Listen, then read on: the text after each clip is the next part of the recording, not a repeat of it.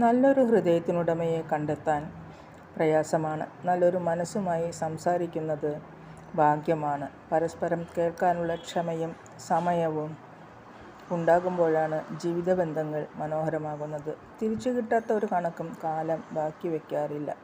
ആവശ്യങ്ങൾ അവസാനിക്കും വരെ മാത്രമാണ് ചില അടുപ്പങ്ങളുടെ ആയുസ്സ്. മനുഷ്യരെ പരസ്പരം അകറ്റുന്ന രണ്ട് കാര്യമാണ്. ഒന്ന് നാവ്, രണ്ടാമത്തേത് പണം. പണം ശ്രദ്ധയോടെ കൈകാര്യം ചെയ്തില്ലെങ്കിൽ ഗുണത്തേക്കാളധികം ദോഷമേ സംഭവിക്കൂ. എല്ലാവരെയും തൃപ്തിപ്പെടുത്തിക്കൊണ്ട് ജീവിക്കുക അസാധ്യമാണ്. ഒന്നിനെയും പ്രതീക്ഷിച്ചു ജീവിക്കരുത്.